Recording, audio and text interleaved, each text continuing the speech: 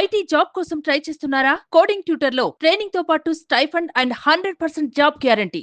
ఇటీవల కురిసిన భారీ వర్షాలు వరదల కారణంగా ఏపీ తీవ్రంగా నష్టపోయింది. అనేక గ్రామాలతో పాటు పలు ముఖ్య నగరాలలోని అనేక కాలనీలు నీట మునిగాయి. ముఖ్యంగా విజయవాడ వరద ముంపుకు గురి కావడంతో వేలాది మంది ప్రజలు నిరాశ్రయులయ్యారు.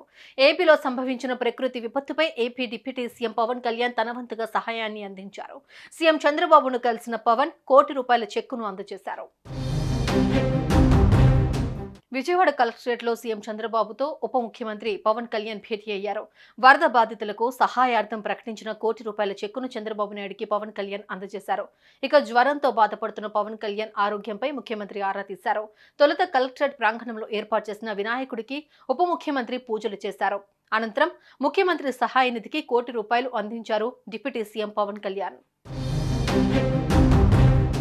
ఏపీ డిప్యూటీ సీఎం జనసేన అధినేత పవన్ కళ్యాణ్ 2 తెలుగు రాష్ట్రాలలో సంభవించిన వరద బీభత్సానికి స్పందించి ఏకంగా ₹6 కోట్ల భారీ విరాళాన్ని ప్రకటించి తన ఉదారతను చాటుకున్నారు. ఆంధ్రప్రదేశ్ సీఎం రిలీఫ్ ఫండ్ కు ₹1 కోటి, తెలంగాణ సీఎం రిలీఫ్ ఫండ్ కు ₹1 కోటి ప్రకటించారు. అలాగే ఏపీలో వరద బారిన పడ్డ 400 పంచాయతీలకు ఒక్కొక్క పంచాయతీకి ₹1,00,000 చొప్పున 4 కోట్లు ఇస్తానని పవన్ కళ్యాణ్ పేర్కొన్నారు. ఇంత భారీ విరాళాన్ని ప్రకటించిన పవన్ కళ్యాణ్ పైన తెలుగు రాష్ట్రాలలో ప్రజల నుంచి గొప్ప స్పందన వస్తోంది.